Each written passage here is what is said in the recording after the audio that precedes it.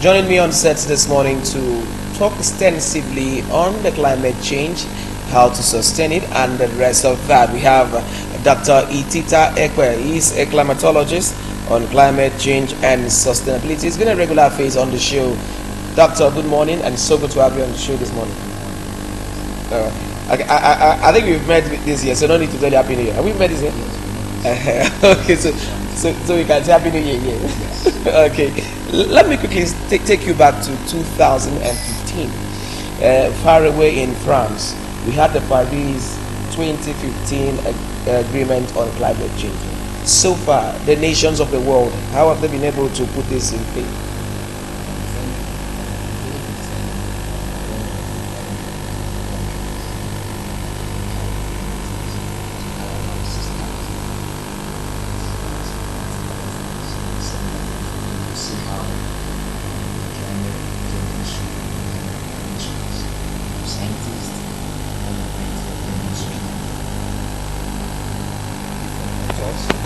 Also gather to ensure that they can talk about climate change because of the impact they experience in the fast moving environment and the impact on human lives, the economy, disease, and wildlife, and other form of sustainability.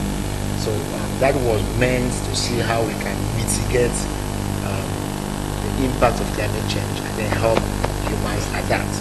And there also the target of that conference was to see how the doubling period of climate change can be reduced. Instead of hitting 2 degrees Celsius, we should at least target 1.5 degrees Celsius. That was the emphasis of that conference. And at the end, commitments, you had what we call IPCC agreement of 2015. Paris Agreement of 2015 was made by different nations, commitments to see how we can curb down climate change, industrialization, reduce industrial activities, also ensure that we use renewable energy like biofuel, and also ensure that industries also reduce their carbon emission. Like automobiles, the companies projected to move into electric vehicles to help them also see how we can cut down the use of carbon of crude oil and the carbon that emits much of the carbon that we experience. So the nations met also agreed, and then all had signed this agreement to be part of it. And the nations have been moving together, talking, see how they can review this. 2018 they met again, so they can review this, and then how monitoring each of the nations to see what we were doing to reduce the impact of climate change. But surprisingly, I would like to use the United States as a case study. Some countries did not really align to it because they see it as a way of hitting hard on the economy. Like the United States, President Trump decided that the United States would put off the agreement, that this was targeted at the United States. But the United States funds climate activities globally more than any other nation. So saying, why should we carry this burden for the world? And you want us to reduce our emission, means some companies have to be closed down, or some companies have to limit their productivity. And because of that, he decided that the United States was going to pull off out of the climate change agreement, where China tried to carry the rest of the world. Europe met, China decided to meet, and we're going to continue on this. So the nations have been trying, but the big one was the United States trying to pull up. But thank God that we have a president, who has pledged after swearing in to ensure that we turn back to the agreement, and then the country to connect the world again to ensure everybody work in line with the agreement and curb down climate change impact. Okay, let's look at the green economy. I'd love you to talk to us about that, because in the midst of high level of industrialization, and the Paris 2015 agreement still talked about the green economy. How have we been able to, have we even achieved that up to 20% globally? We've not, because if you want to look at Europe, for instance, they don't even have much of the space to practice the green economy. Look at places like China, the installation is so high, even homes are being used as companies to produce things. different things that we use today, most of them comes from China. So you see very, very high. But we have in Africa, that is where we can drive this more. The green economy can be driven more. That's why our government thought it wise to key into this and try to create green economy in Cross River State. What we eat, green economy is simply basing the economy on agriculture. That means we can make money using agriculture, not just production and manufacturing that emits most of this carbon into the atmosphere. So the world is still trying to adjust because of competition. Countries, everybody wants to produce, everyone wants to sell, everyone wants to make money and become more power. So the green economy issue is still very much a drag, but we are trying to adjust to that. But even packaging now, Europe is trying to say we can package even with the bags that we use to be biodegradable. That's what they're trying to do, to see how we use the amount of quality. Okay, what we want to find out as a climatologist, what will happen if the world heat up more drastic in the nearest future? What will happen to humans? What will happen is we are going to be experiencing more of natural disaster. We will experience more of floods, tsunami. So there are so many nations that are located below sea level, or just 1.5. Places like Maldives, just 1.5 meters above sea level. Those kind of nations will be washed away because the warming of the atmosphere means the polar region where the iceberg will be melting and sea level will rise. And then we also have issue of plants that cannot withstand certain temperature. Because of that, they may extinct. There are also animals can withstand certain temperature, whether they will be extinct. You start having mosquito in the United States, no that one implication. You start having mosquito in places like Russia, no one implication will be for them there, because they are not used to it. So change in that the temperature will affect humans, will affect the ecology, will affect the economy, will affect everything that we do. So that's why we need to reduce global warming. Okay. Before we go to the solution, let's quickly get to find out what are those diseases that will thrive when there is climate change. Could you highlight a few diseases that thrive during climate change? When there is climate change, when the temperature increases, we'll have skin disease will thrive more.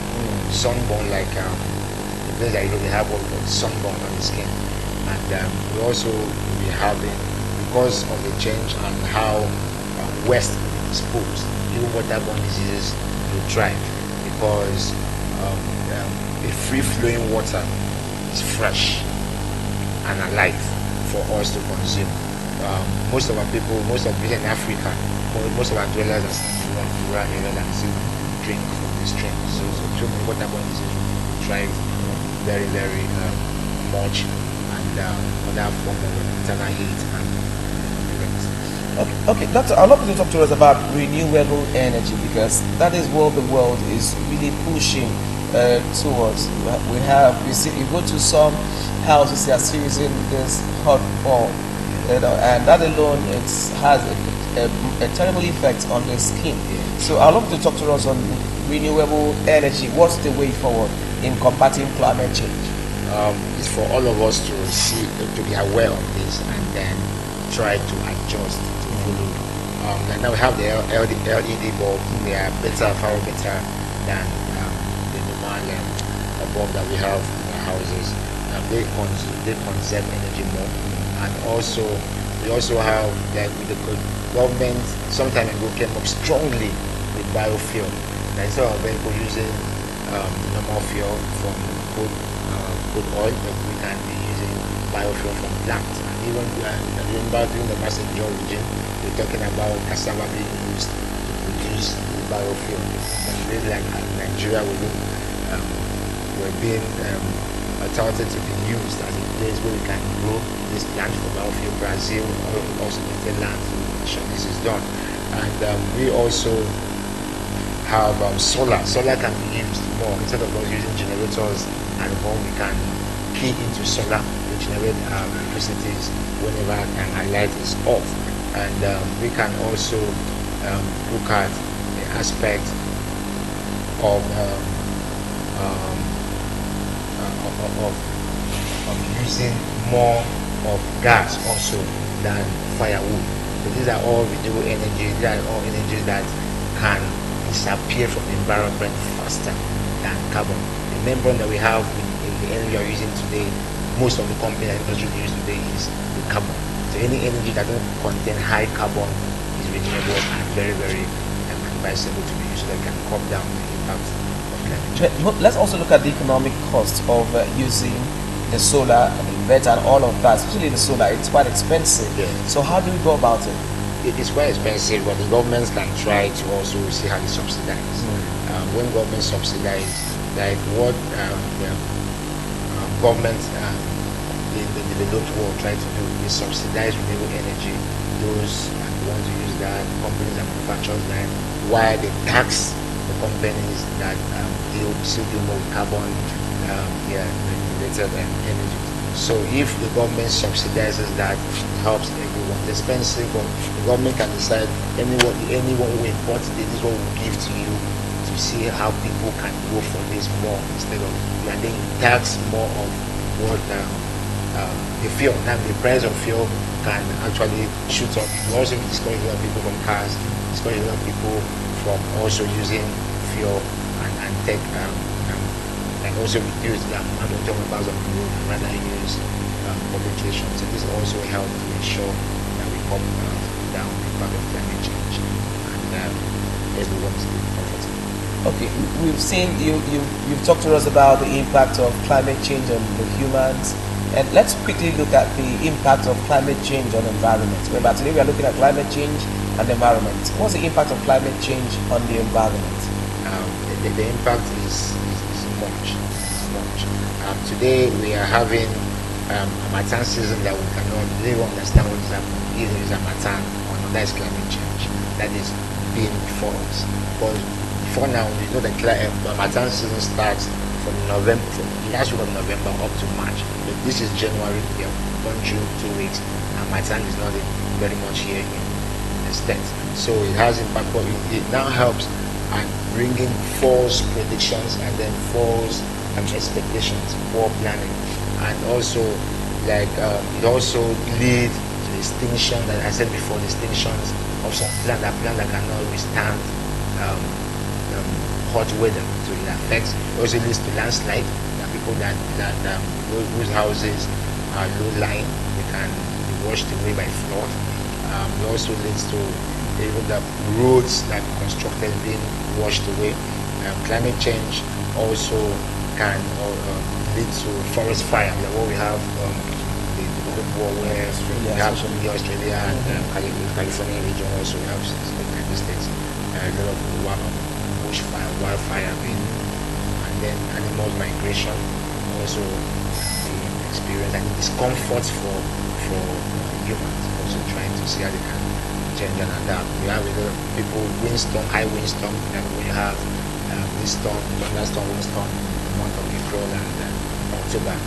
Having this off the period will impact the people and even the economy also impact on farmland.